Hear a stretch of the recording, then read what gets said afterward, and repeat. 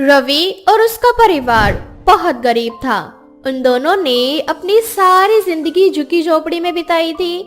ज्यादा गरीब होने की वजह से रवि की माँ रवि को भी ज्यादा पढ़ा लिखा नहीं पाती और अपनी दोनों बेटियों को तो वह पढ़ाई से दूर ही रखती है, जिस वजह से उसकी दोनों बेटियां एक गंवार लड़की की तरह बनकर रह जाती है।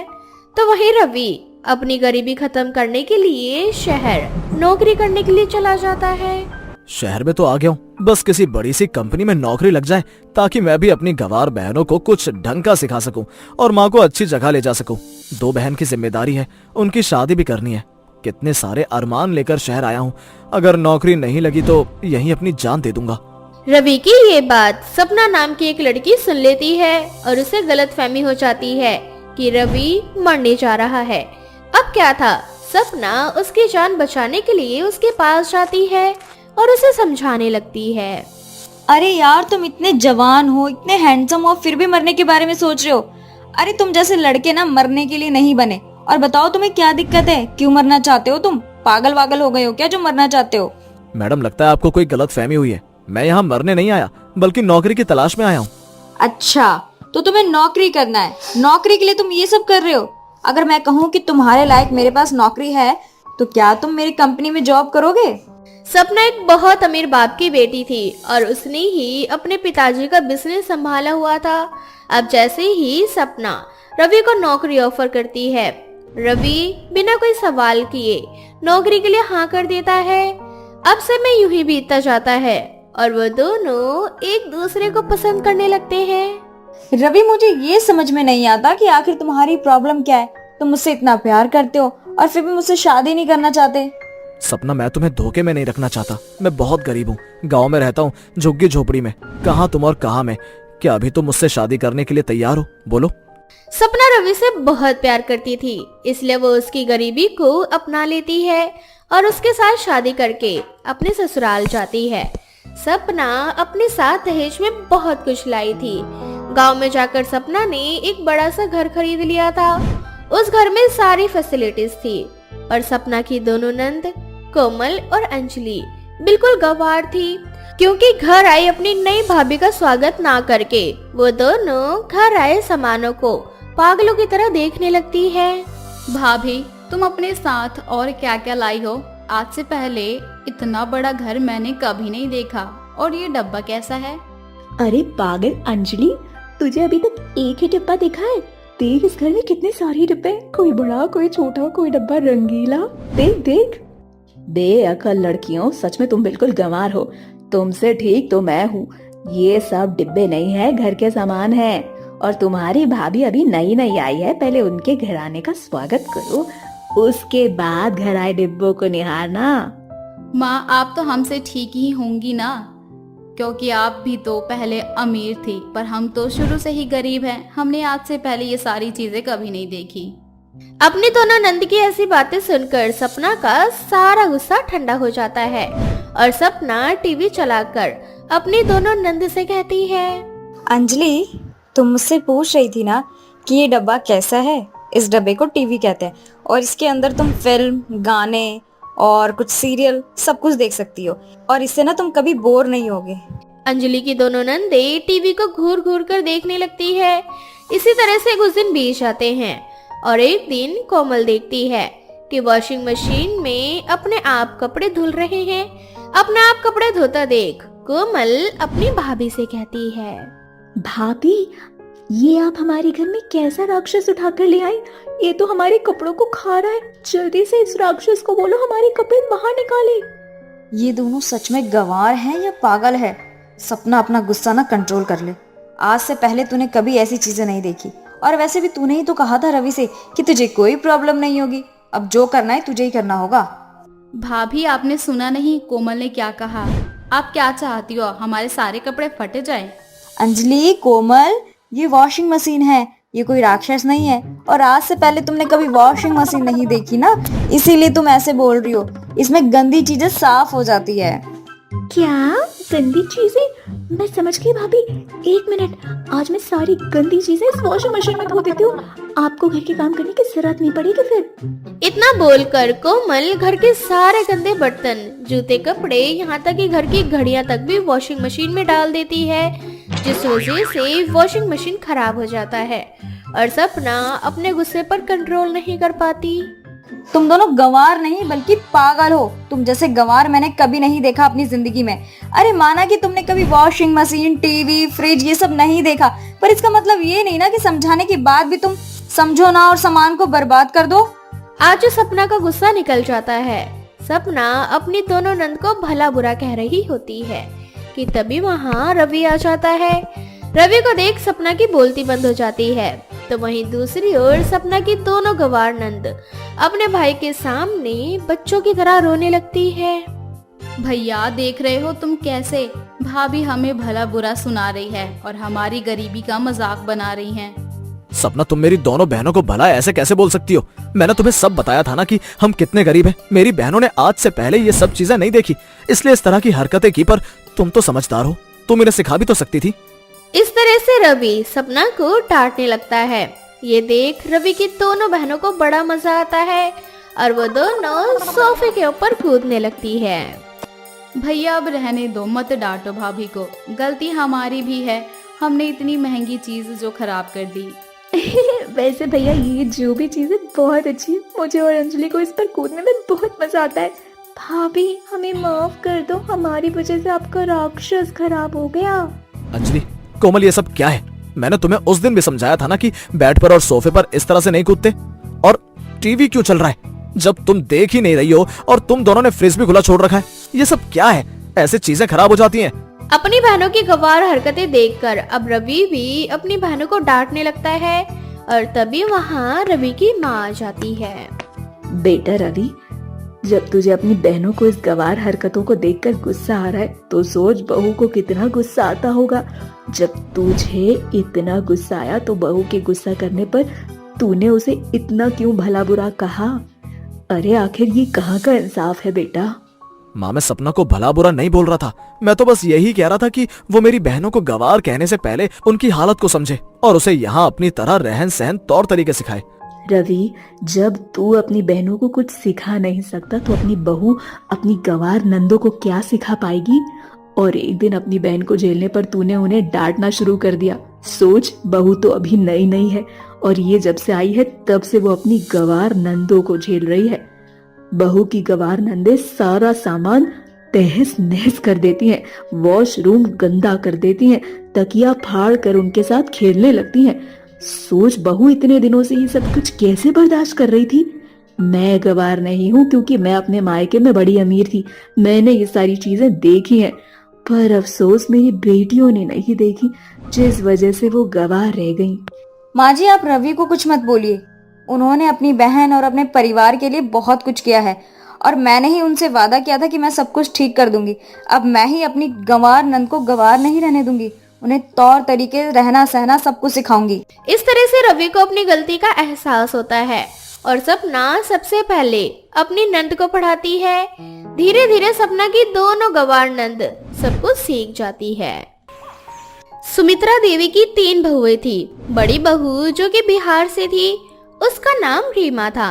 बीच वाली बहू जो कि बंगाली थी, उसका नाम शिमोना था। और सबसे छोटी बहू जो कि साउथ इंडियन थी, उसका नाम रूपम था।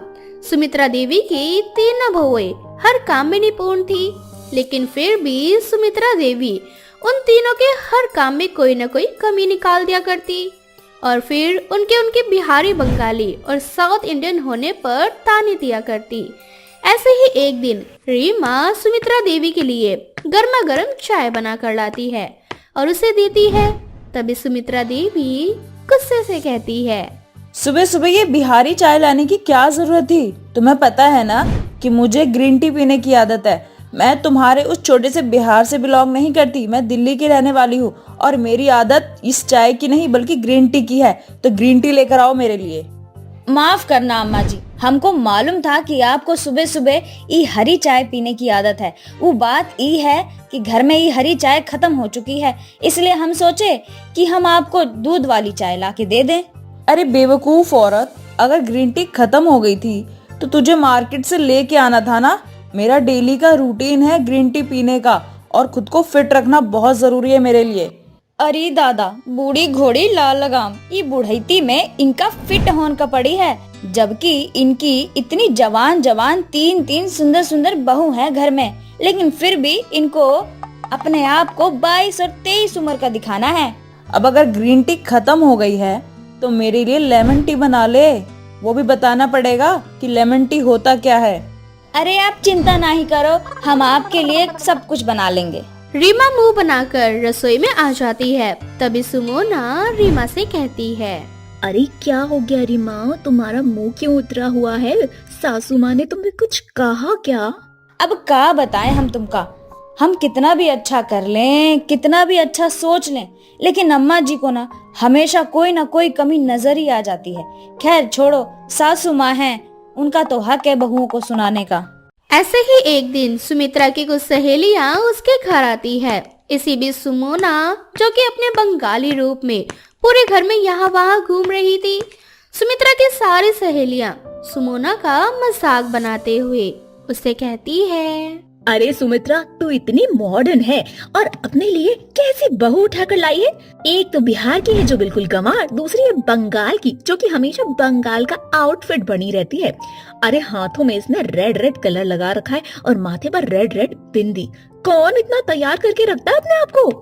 अरे गर्ल्स, तुम्हें पता है ना कि आजकल के बच्चे इन लव मैरिज के लिए कितना ज्यादा एफर्ट लगाते हैं। मेरे बेटों को ना यही 3 पसंद आई थी और मैंने भी इनकी शादी करवा दी। अब जिंदगी तो खराब ही हो चुकी है। वही तो। खैर छोड़ो, भले ही ये बिहार से हो, बंगाल से हो, वो साउथ इंडियन से हो, बट रहते तो मेरे कदमों के नीचे हैं, क्योंकि मेरा नाम भी सुमित्रा है और सुमित्रा के आगे किसी की चलती नहीं।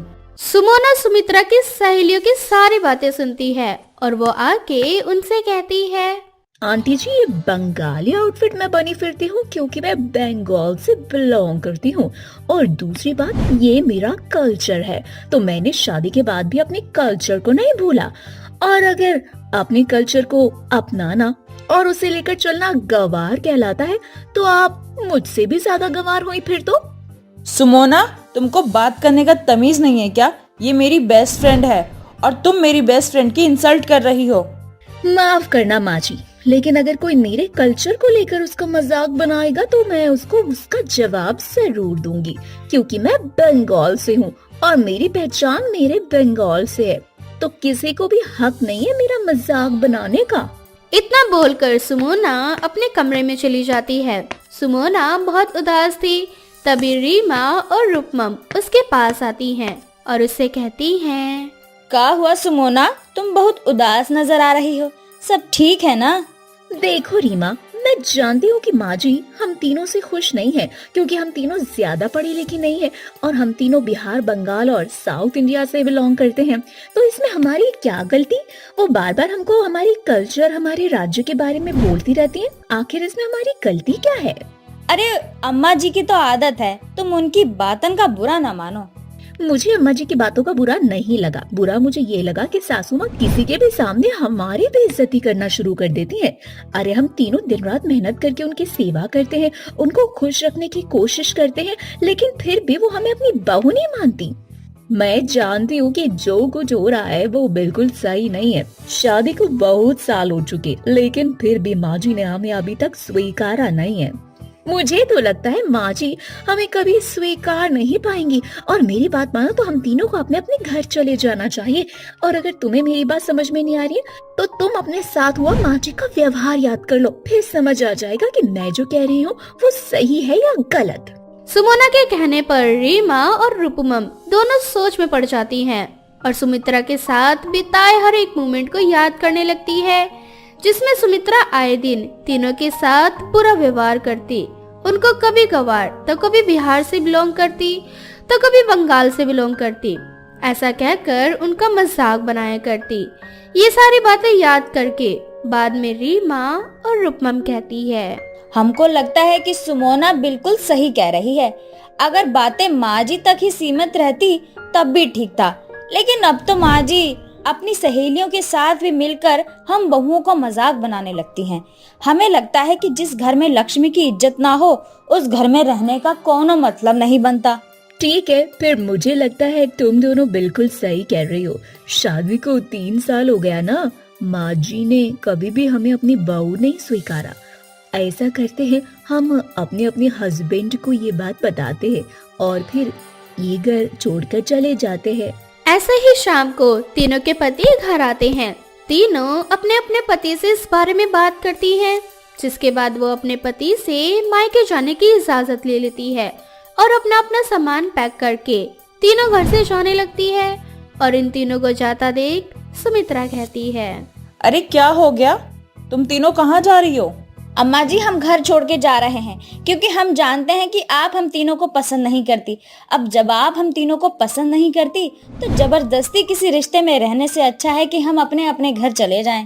तीनों सुमित्रा से अब घर जाने की बातें करने लगती है। सुमित्रा को बहुत बुरा लगता है और सुमित्रा कहती है, देखो, मैं जानती हूँ कि मैंने तुम्हारे साथ जो भी किया वो गलत था, लेकिन मेरा इंटेंशन वैसा नहीं था जैसा तुम समझ रहे हो।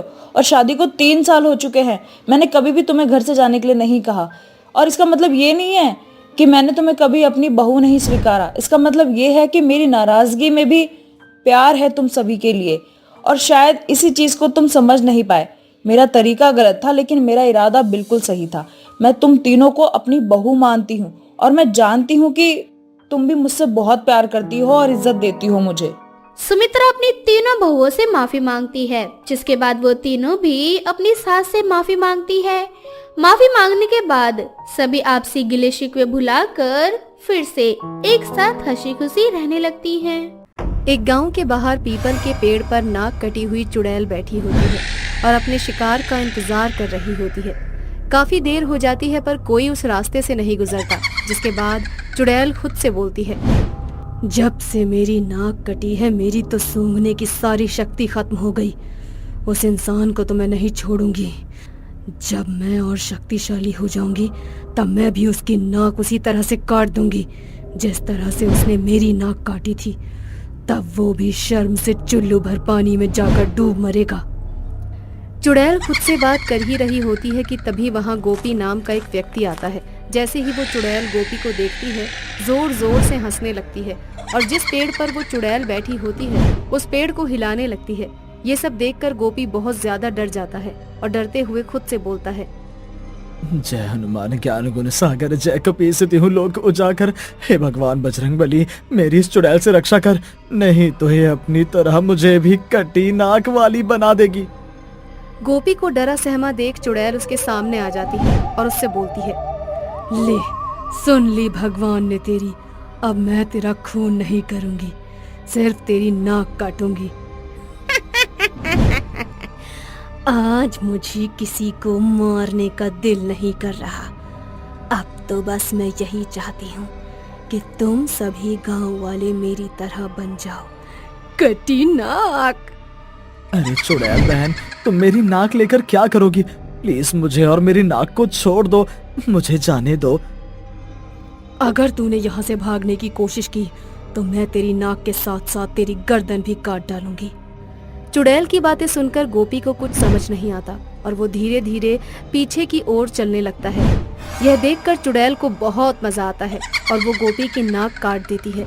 जैसे ही वो गोपी की नाक काटती है, गोपी अपने हाथों से अपनी नाक को पकड़कर वहां से भाग जाता है और गांव में पहुंच जाता है। गांव पहुंचकर गोपी सभी गांव वालों से बोलता है, अरे गांव वालों, उस चुड़ैल ने तो अब दिन दहाड़े हम लोगों की नाक काटनी शुरू कर दी है और तुम सब अभी भी हाथ पर हाथ धरे बैठे रहोगे क्या? उस चुड़ैल के खिलाफ कोई कदम उठाओगे या नहीं, या बस उसी की तरह अपनी कटी नाक लेकर घूमोगे? तभी वहाँ गोपी की बीवी आ जाती है और अपने पति की कटी हुई नाक देखकर रोते हुए जोर जोर से सभी गांव वालों से बोलती है, अरे गांव वालों, इस चुड़ैल का आतंक तो अब बढ़ता ही जा रहा है। कल ही इसने लल्लू भाई की नाक काटी थी, उससे पहले उसने मीना बहन और आशा बहन की भी नाक काटी। आज तो इसने मेरे आदमी की ही नाक काट डाली और अब बहुत जल्द वो हम सभी गांव वालों की इसी तरह नाक काट देगी। हाँ गोपी की जोरू, तुम बिल्कुल सही कह रही हो। सभी गांव वाले मेरी बात ध्यान से सुनो। अगर तुम सब सच में चाहते हो कि तुम्हारी नाक सही सलामत रहे तो तुम सब गांव वाले भूल कर भी अब उस रास्ते से मत जाना। अगर अब कोई भी उस रास्ते से गया तो वो चुड़ैल हम सबकी नाक इसी तरह काटती रहेगी। अब सभी गांव वाले इस बात से सहमत हो जाते हैं और उस रास्ते से आना जाना बंद कर देते हैं। परंतु कुछ दिनों तक जब कोई भी उस रास्ते से नहीं आता तो उस चुड़ैल को गुस्सा आने लगता है। तो ये गांव वाले खुद को बहुत तेज समझते हैं। ये लोग खुद को मुझसे बचाने की कोशिश कर रहे हैं। इन्हें क्या लगता है ये गांव वाले यहाँ नहीं आएंगे तो इनकी नाक बच जाएगी। मैं नाक काटने वाली चुड़ैल हूँ और इन गांव वालों की नाक काट कर ही रहूंगी। क्या हुआ अगर ये गांव वाले यहाँ नहीं आए? मैं तो खुद जा सकती हूँ उस गांव और आज इन्हें वार्निंग देकर आऊंगी। अगर इन्होंने मेरी बात नहीं मानी तो मैं इनके घर में जाकर इनकी नाक काटूंगी। इतना बोलकर चुड़ैल वहां से गांव में जाती है और गांव में जाकर सभी गांव वालों को धमकी देते हुए कहती है, तुम सभी गांव वाले क्या समझते थे कि तुम उस रास्ते से नहीं आओगे तो क्या मैं तुम गांव वालों को छोड़ दूंगी? तुम सभी गांव वाले अपनी नाक को बचा लोगे? हाँ, मैं नाक काटने वाली चुड़ैल हूँ और मुझे तुम लोगों की नाक काटने में बहुत मजा आता है। आखिर उस दिन मेरे प्यार को ठुकराकर उसने भी मेरी नाक काट दी। फिर तुम सब गांव वालों ने मेरा इतना मजाक बनाया कि मुझे खुद खुशी करनी पड़ी। इस चीज का बदला तो मैं उस इंसान से लूंगी ही। साथ ही तुम सभी गांव वालों को भी इसी तरह नाक काट कर घुमाऊंगी। अगर कल से तुम लोग मेरे अड्डे पर नहीं आए तो मैं रात में तुम्हारे घर में आकर पहले तुम्हारी नाक काटूंगी, उसके बाद तुम्हारा गला। चुड़ैल गांव वालों को धमकी देकर वहां से चली जाती है। चुड़ैल जैसे ही वहां से जाती है सभी गांव वाले जमा होते हैं और एक दूसरे से बोलते हैं, अब हमें इस चुड़ैल का कुछ ना कुछ तो करना ही पड़ेगा, नहीं तो ये अब हमारे घर में घुसकर हमारी नाक के साथ साथ हमारे गले भी काट देगी। अरे याद है तुम्हें, जब ये जिंदा थी तब ये एक बाबा के पास गई थी अपने प्रेम विवाह का प्रस्ताव लेकर, परंतु उसने इसके प्यार को ठुकरा दिया और इसके साथ विवाह करने से इनकार कर दिया। तब इसकी और उस बाबा के बीच में कुछ कहा सुनी हुई थी और उस बाबा ने गुस्से में उसकी नाक काट दी थी। अब हमें इस चुड़ैल से वो बाबा ही बचा सकते हैं, नहीं तो ये हमारी नाक काट काट कर एक दिन शक्तिशाली हो जाएगी और उस बाबा को खत्म कर देगी और इसका आतंक इतना ज्यादा बढ़ जाएगा कि इस गांव के बाद अपना शिकार किसी और गांव को बना लेगी। तुम सही बोल रही हो। तो चलो गांव वालों, बिना कोई देरी किए अब हम सबको अभी इसी वक्त उस बाबा के पास जाना चाहिए और उन्हें इस बारे में सब बताना चाहिए। सभी गांव वाले उस बाबा के पास जाते हैं और सारी बात उस बाबा को बताते हैं, जिसके बाद बाबा गांव वालों से बोलता है, तुम सभी गांव वाले चिंता मत करो, इस बार मैं जाऊंगा उस चुड़ैल के अड्डे पर और देखता हूँ कैसे वो मेरी नाक काटती है और मेरी जान लेती है। पिछली बार तो मैंने सिर्फ उसकी नाक काटकर उसे छोड़ दिया था, परंतु इस बार मैं उसे हमेशा के लिए ही खत्म कर दूंगा ताकि वो फिर किसी को परेशान ना कर सके। अब अगले ही दिन बाबा पीपल के पेड़ के पास जाते हैं और चुड़ैल को आवाज देते हुए बोलते हैं, ले चुड़ैल, आ गया मैं खुद चलकर तेरे पास। अब काट सकती है मेरी नाक तो काट और ले ले अपना बदला।